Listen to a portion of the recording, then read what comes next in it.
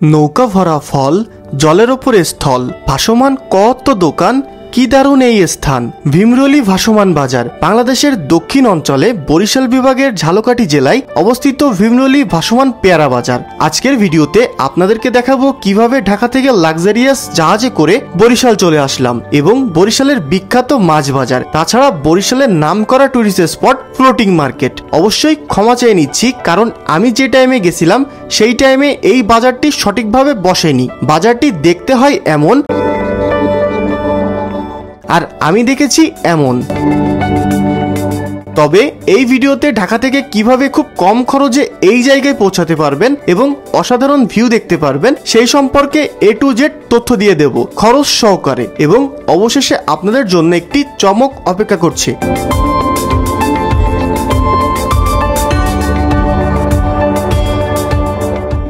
বরিশাল বিভাগ যাওয়ার জন্য আপনারা দুইটা মাধ্যম পেয়ে যাবেন, যেমন বাস এবং জাহাজ। ঢাকা সায়দাবাদ থেকে নন এসির ভাড়া নিতে পারে 800 থেকে 900 টাকা এবং এসি বাসের ভাড়া নিতে পারে 1200 থেকে 1300 টাকা। কিন্তু এবারের বরিশাল ভ্রমণ আমি করেছিলাম লাক্সারিয়াস জাহাজে করে, তাই আর দেরি না করে সন্ধ্যার মধ্যেই চলে আসলাম ঢাকা সদরঘাটে এবং রাত 9টার পারাবত 18 জাহাজ ধরে চলে আসলাম বরিশাল। অবশ্য সেই ভিডিও আগের পর্বে শেয়ার করেছি। ঢাকা থেকে বরিশাল জাহাজ ভাড়া হচ্ছে 300, 1000 এবং 5000। আমি অবশ্য 1000 টাকা দামের রুমে ছিলাম। ভোর ঠিক 4:30টার সময় আমাদের পারাবত লঞ্চটি বরিশাল সদরঘাটে এসে দাঁড়ায়।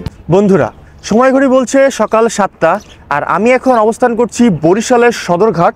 জাহাজের ওপরে আছি। কালকে সারা রাত জাহাজ চলে এসছে সকাল 5টার দিকে বরিশাল, আর এখান থেকে আজকে আমরা সারাদিন বরিশাল ঘুরে দেখব। বরিশালের আশেপাশে কোথায় কি আছে যাবতীয় ডিটেলস আপনাদেরকে দেওয়ার চেষ্টা করব।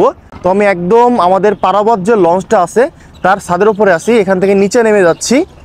এইটা হচ্ছে বরিশাল সদরঘাট। এই সদরঘাট থেকে বের হয়ে আমরা চলে যাব বরিশাল সাইট সিন করতে।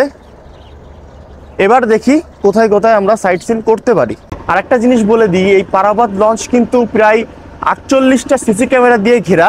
এখানে সব জায়গাতে সিসি ক্যামেরা আছে, মানে প্রত্যেকটা কেবিনের সামনে সামনে, ছাদের ওপরে প্রায় জায়গায় সিসি ক্যামেরা পেয়ে যাবেন। সিকিউরিটি কিন্তু আছে ভাই, বলা যায়। এবার যদি আপনার সিকিউরিটি আপনি নিজেই ভাঙেন তাহলে কারোর তো কিছু করার থাকে না, তবে নর্মাল যে সিকিউরিটিটা সেটা অবশ্যই বেশ ভালো। আর জাহাজের লাইটিংটা অসাধারণ। আমাদের যে টিকিটটা দিয়েছিল জাহাজ থেকে বের হওয়ার সময় কিন্তু সেই টিকিটটা নিয়ে নিল। অবশ্যই টিকিটটা কেউ ছিঁড়বেন না, রেখে দেবেন। তো এখন আমরা বের হয়ে যাচ্ছি। এটা হচ্ছে বরিশাল সদরঘাট।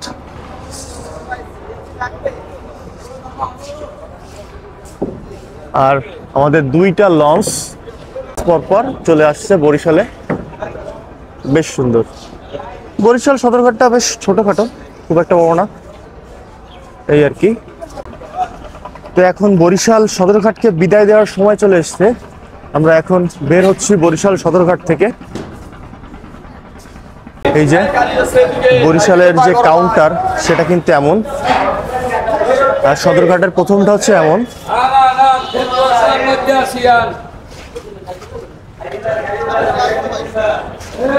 সদরঘাটের সামনে থেকে একটা টোটো কিংবা অটো ভাড়া করতে যাচ্ছিলাম, বাট হলো না।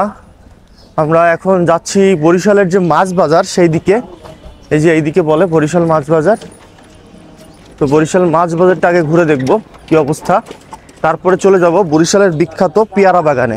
বরিশালের খাবার দাবার কেমন একটু দেখতে হতো, পরোটা অন্য কিছু, বাট পেটের অবস্থা কিন্তু খুব খারাপ ভাই। কালকে বুফে খেয়ে কিচ্ছু খেতে ভালো লাগছে না, এই জন্য খেতে পাচ্ছি না। এটাই হচ্ছে বরিশালের মাছ বাজার। সকাল সকাল বেশ মাছ দেখছি, কত কত মাছ। সব কিন্তু এই ট্রাকে করে আসছে। এইদিকে একটু দেখি, এদিকে সব চিংড়ি। এগুলো কি মাছ? শিং মাছ। আর এটা তো ইলিশ না? কত করে? 450 না 400? আচ্ছা আচ্ছা। এই যে অনেক ধরনের মাছ দেখছি, অনেক ধরনের মাছ। পুরো মার্কেটটা হচ্ছে এই যে, এখানে আবার চিংড়ি মাছ ক্যারেট ভর্তি করে, ছোট ছোট ইলিশ আছে এখানে আবার। কত করে মামা? 600। আচ্ছা, এটা কি মাছ মামা?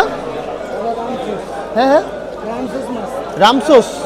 ওই দুইটা ইলিশ শুধু বড় দেখলাম। ইলিশ কত এটা ভাই? 1750। 1750। আপনারই সবচেয়ে বড় দেখলাম। আচ্ছা, এদিকে চিংড়ি। ঠিক আছে। বরিশাল সদরঘাট থেকে একটা রিক্সা নিয়ে নিয়েছি, এখন যাচ্ছি হচ্ছে হাতেমালি চৌমাথা। ওখান থেকেই কিন্তু পেয়ারা বাগান যাওয়ার জন্য আমরা গাড়ি পেয়ে যাব।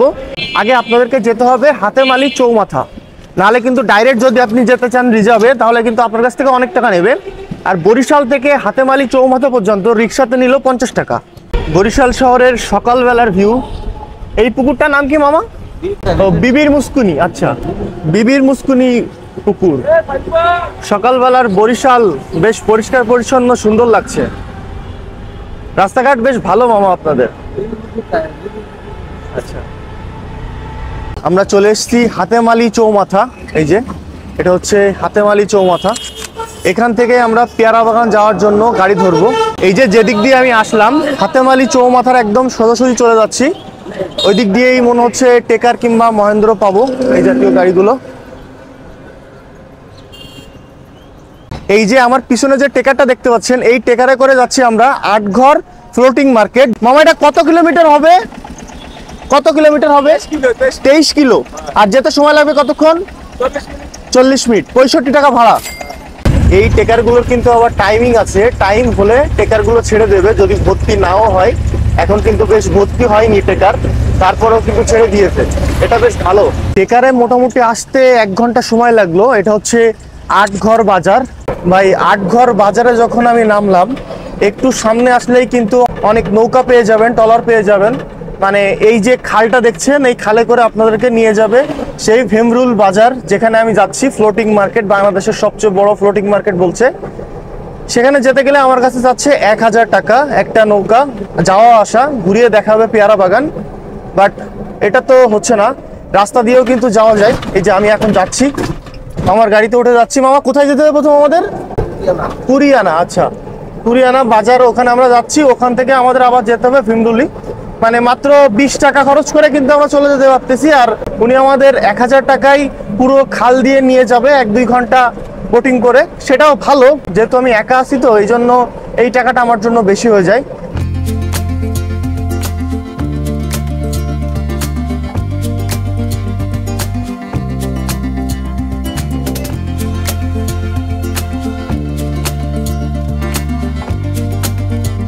আমাদেরকে কিন্তু ঠিক এরকম একটা ব্রিজের উপরে নামিয়ে দিয়েছে। এখান থেকে হেঁটে যেতে হবে ভীমরুলি বাজার। এই যে এই পাশ দিয়ে হাঁটতে হবে। আর ব্রিজটা হচ্ছে এরকম, ওই মাথা পর্যন্ত ইজি বাইক এসছে। মামা এইদিকে, এ ভাইয়া এইদিকে। এই যে এই দিক দিয়ে এখন যেতে হবে ভীমরুলি বাজার। জানি না ভাই কোথায় যাচ্ছি, তবে যাচ্ছি তো কোনো এক জায়গায়।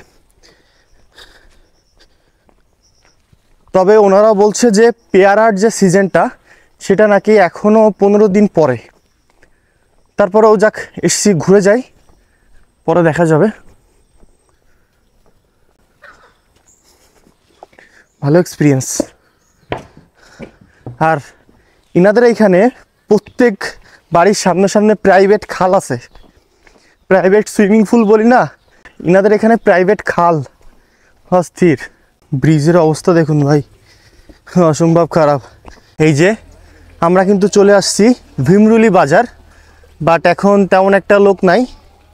আরও নাকি 10টা 11টা কি 12টার দিকে আসবে। এটা মনে হচ্ছে কোনো মন্দির, আর তার ঠিক সামনেই ওই যে কিছু মানুষ বাজার নিয়ে বসছে, দেখাই। এই যে অল্প কিছু মানুষ ডাব এবং মনে হয় ওটা লেবু নিয়ে আসছে।